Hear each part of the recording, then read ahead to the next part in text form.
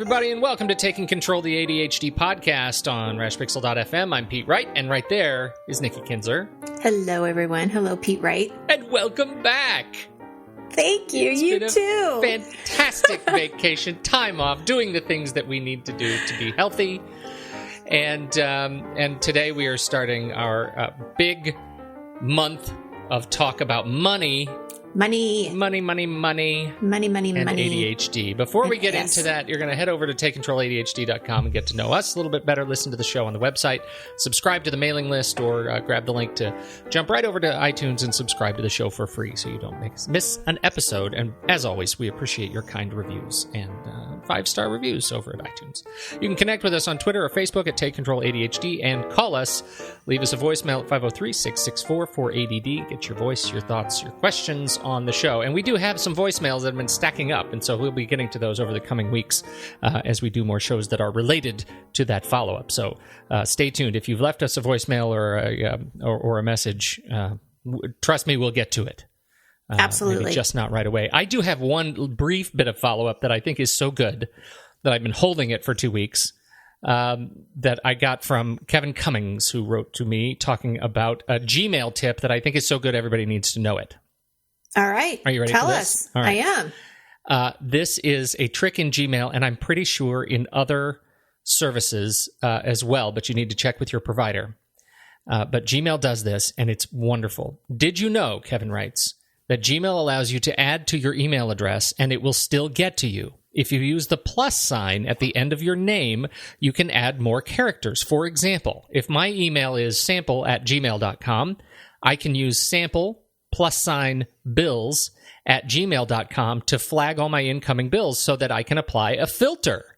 Love the show, he says. Nice. Love the. Well, thank you, Kevin. Do you get what I'm saying here? Do Yes. you get what Kevin is saying here? This is so good because it is an on-the-fly filter that you can add to your email address when you go into, say, your gas company website and they say, "What's your email address?" You can say, "My name +name of gas company." In our case, who's my gas company? Northwest Natural. So I could say, Pete plus NW Natural at gmail.com. It's not my address, but whatever. And I could then set up a filter using the tip we talked about last time to actually filter only Northwest Natural messages into a special bucket. I like label. it. It is really, really It's a great handy. way to filter it, You yes. can do that on the fly. You don't need to set anything up. You just, as you are registering, there's nothing to do but add that plus sign. It is a great tip, and I'm so grateful for Kevin to write that in. That is great. I love it. And I was just thinking of something kind of snarky. So, when they always ask you, like, you're at a store and they're like, "Can I get your email?" And I always say, "No, you can't." But it would be funny this is not funny. I was going to say, you could put like Nikki plus junk at gmail.com, but that's not nice. Nikki plus I hate your email at gmail.com. I would not do that. No, it's even better. Nikki plus I will never read this. I will never read this. It will be trashed. That's so mean. Direct to trash at gmail.com. Direct plus direct trash. Oh, that's awful. Not nice. Okay. Moving on. All right, so we are going to talk about money and ADHD today. First of all, can you just start tell us about why this has become an important topic for you? I would love to. Yes. This all started, money is definitely an issue that clients and I have talked about in the past. Not every client, but there's been a couple of clients that, this is a stress to them. But where it really started was last year when I was going through the ADD Coaching Academy. I had to do a final project. And the final project had to be something to do with ADHD, but not necessarily something that we covered in class. And so I chose to do money or money management and ADHD. And I learned all kinds of fascinating things, and that was really the idea. I mean, that's how this got kind of stirred. Is I thought, well, my report itself is 4 good episodes of the podcast. So. Is this topic? I mean, is this something that because honestly, until we started planning this series, I and I'm embarrassed to say this, I never realized how much ADHD behaviors were affecting my money management. I never even made the connection. I never thought about it. Really? I'm so embarrassed to say this. It's only been since we started bringing this up. I think probably we talked about a month and a half ago, 2 months ago, that I started really thinking about how does this work for me? What's my relationship like to money as a result of how my brain works? And I'd never made the connection. Well, it's interesting. And you're probably not the only one that's never made that connection. Because you kind of think of your ADHD affecting time and organization. And particularly productivity. And not necessarily, decisions around money. But, it's interesting because I've got some statistics to share. I want to hear them. Okay. So one of the books that I checked out when I was doing my report is called ADD and Your Money. And it is written by Stephanie Sarkis. And I apologize if I did not get the name right. I'm not good at names. I'm just going to admit that right now. So Stephanie Sarkis, PhD. And so she wrote this book, and it starts off with some statistics. And so just to give you an idea, people with ADHD have a greater amount of debt, more difficulty paying their bills, and less money saved up than people without ADHD. Now, if we look at that statistic, it makes sense. For someone like me who has studied ADHD with coaching, the greater amount of debt comes from the impulsiveness or the impulse shopping. Right. And so it's the, not really thinking through, I really just want this, and so I'm going to buy it. And so that kind of is a reason that the debt comes. And we're going to talk about some strategies, later, in a couple weeks about how to kind of curve that spending. More difficulty paying their bills. It's not necessarily that they don't have the money. It's because they forget about the bills. Yeah, right. They either lose it, they don't know how to manage their paper, the bills just get tossed and stacked and Yeah. missed. So again, these executive functions that we've talked about in the past are really getting in the way of managing money. We're forgetting, we're not organizing. Maybe we're starting to pay the bill, but we don't send it off. I mean, how many people out there, and I'm sure people are shaking their heads. Yeah, I paid that bill. Mm-hmm. It just still happens to be in my car with the stamp on it even. Right. So all of these things can kind of happen. Unfortunately, people with ADHD have lower incomes than those without ADHD, even when they have a similar education level. This is from Barkley, Murphy, and Fisher in 2008. I'm not exactly sure how they came up with that statistic, but that's what they're saying. People with ADHD also miss more days of work due to unofficial absences. Absolutely can see this. Yes, absolutely. People with ADHD are more likely to take risks that lead to a loss of money. We're talking like gambling? Or betting, probably. Probably making investments. Yeah. Somebody like I know my husband and his cousin, they love talking about the stock market and what's hot and everything. And so you can imagine if you don't have that pause button in front of you, you get really excited and you're just I'm going to buy this stock, without really thinking what that could really mean. In my class, I learned that people with ADHD are 2/3 more likely to be fired from jobs, 3 times more likely to impulsively quit jobs, and 50% more likely to have changed jobs in a given period.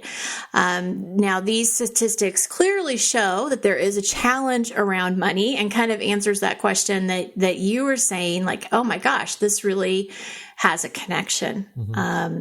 And unfortunately, as some people know, the consequences can be, very, very severe. Yeah, and I think we're getting to this idea of how, these statistics and observations are sort of observations on the outcomes.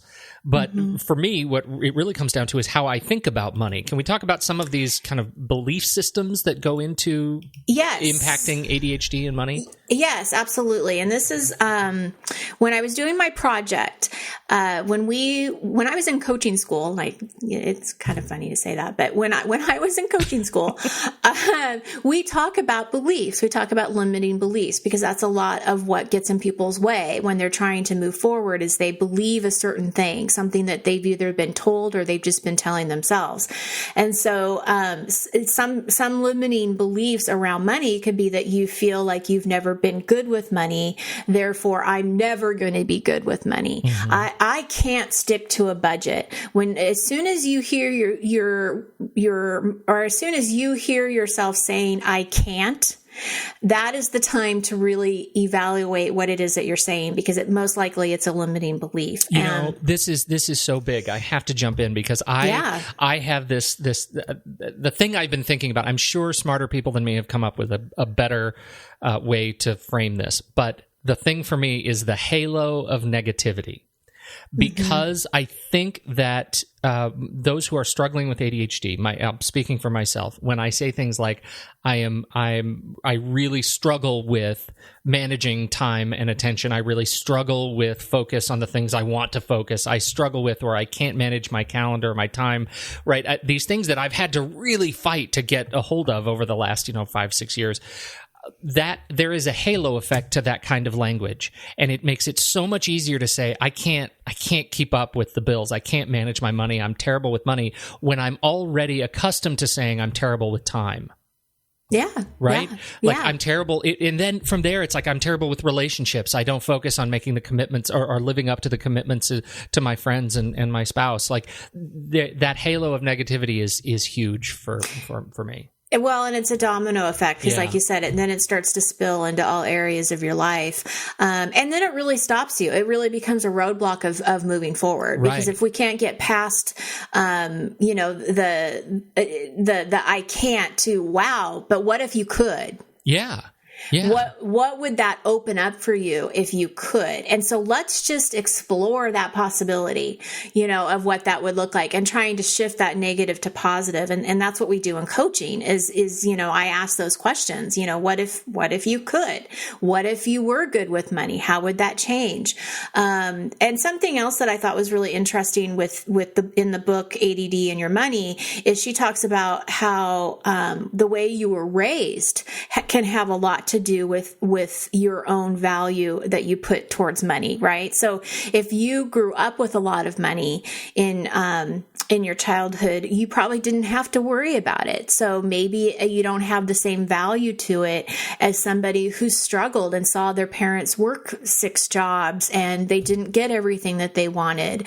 They're going to hold different values. And so one of the things that I'll put on my blog is there's this exercise, and it comes straight from ADD and Your Money. So, definitely check out her books. It's a good one. But there's these questions of trying to kind of dig in your past a little bit to kind of figure out what your values are around money. And that can also help you move forward, in what you want to do with your goals, and where you want to see yourself, whether it's getting out of debt or you want to save for retirement or whatever. Just having a better understanding of what you think about it can make a big, huge difference. Well, and I think whether or not you're struggling with ADHD, it's very likely that you didn't have a great education on money. Because it's not something that we as people are good at teaching our kids, right? Yeah, and if you also find, ADHD is hereditary, so absolutely. I mean, the likelihood of your mom or dad having ADHD but maybe not knowing that they had it could make a difference, because then, the money management, or they never spent the time to teach the kids how to deal with a budget, or all kinds of things could happen there. Absolutely. So where do you go from there? And I mean, let's say we're inviting people to go to the blog to go through this checklist. And I think there are some great, questions on there that help you think about your history with money and your money belief systems. Where do you go from there to help people in a more practical kind of place?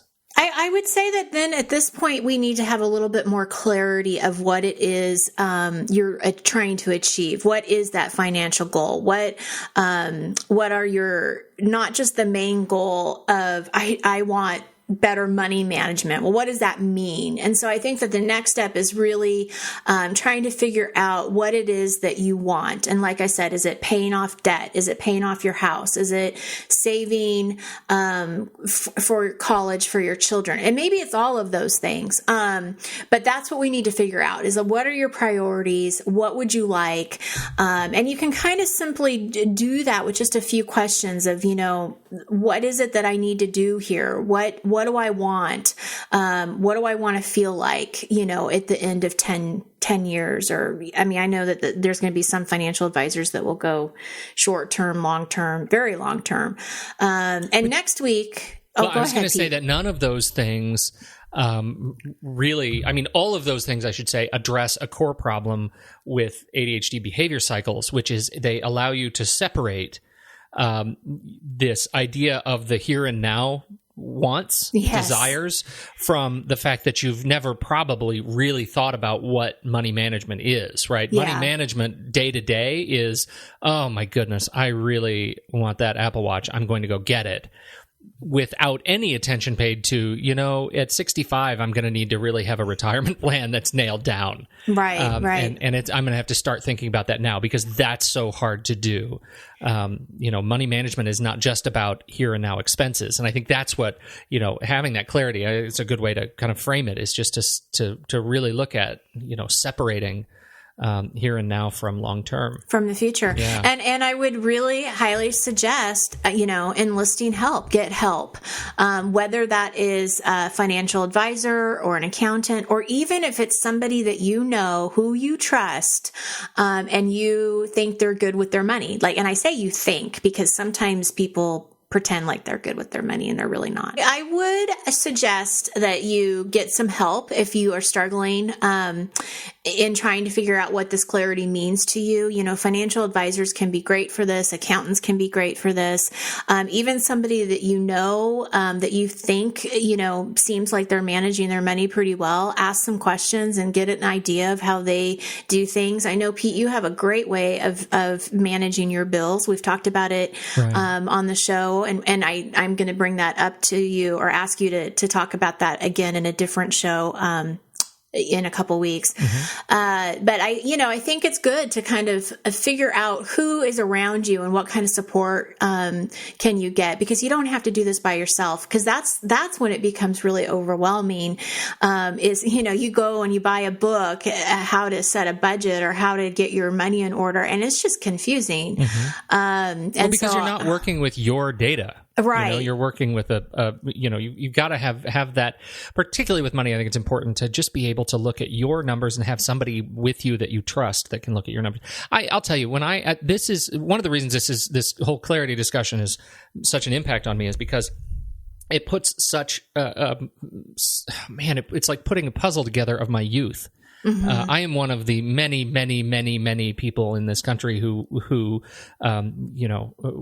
racked up a ton of credit card debt when I was in college. Mm-hmm. Because I'm not living with my folks. I'm living on my own, and suddenly these credit card offers start coming, and they make it so easy, instant qualification and approval, and suddenly I have 5 or 6 credit cards in my wallet that are getting just maxed out over the course of a couple of years. I have thousands and thousands of dollars in debt, and I had no thought to the future as I was, signing up for those cards. No thought to planning what I was going to do when I got out of college and had, a job that wasn't paying me enough to live and make minimum payments on that. No thought to any of that stuff, and so much of that is due to how my brain worked. And I did not have I had no clue. I had no clue. Yeah, yeah. It took years. I had to move out of the country to pay off my credit card debt. It was big sacrifices to make that work. And so I think this is so important. Well, and it's interesting because this also brings up a memory that I had with my husband before we were married. We were just dating, because usually you date before you get married. And I could have sworn you guys were arranged. No, we weren't. But this goes back, my story goes back to kind of the value that you put around money and how you grow up, because we were dating. He got a bonus from his job and he immediately invested it. He didn't spend a dime. Mm-hmm. He took the check and he invested it. And I looked at him like he was crazy. I was like, really? You worked hard for that. You should go buy yourself something, And so it was just a really interesting conversation of the value that two different people can put on money. For a guy who also, as we've talked about, displays some ADHD qualities. Yes. Money management has never been a problem for that dude. No, and it is the ball. He's on the ball, and it is definitely because of the way he's grown up. Yeah. It is how he was raised. His grandparents lived in the Depression, and so they were extremely thrifty and frugal. And his parents are the same way. I would say that each generation has gotten a little bit more relaxed. But yeah, it never even crossed his mind to spend that money, where for me, I was like, that's gone before I even got it. Right. So, but financial, this is also a really important topic, because if you look at why people get divorced, I think one of the number one reasons is because of finances. So this is important, regardless if you have ADHD or not. I think it's a great way to have more insight of what you believe. And especially if you're getting married, or you are married and you're, doing finances together with someone, it makes a big deal. What I want to leave people with, because I know we kind of talked again, just kind of leaving, with some questions around clarity. Take some time to think about, what is that picture of financial freedom for you? What would that give you? What's getting in the way right now of that, achieving that freedom? What resources do you need to help you with your goals? And if you can, what is that first step? Maybe it is calling a professional. Maybe it is, figuring out exactly how much debt you have. I don't know what that is, but I think that sometimes can be a really good starting point. Next week, we'll talk about some specific strategies around money management, but this week is definitely about just getting a better understanding of your values and what you think about it. And then we'll move forward. Outstanding. Yes, good stuff. Great stuff. So thank you all for tuning in, downloading, listening to this episode. We've got, as Nikki said, we've got several more weeks of this stuff, and it's really important. So, even if you think you have your head around your money, just stop and be reflective and really think about how you manage your bills, how you manage your finances and your long-term plan, and see if you can uncover some ways you could improve too. We all could use it. So there we go. On behalf of Nikki Kinzer, I'm Pete Wright, and we will catch you next week on Taking Control, the ADHD podcast.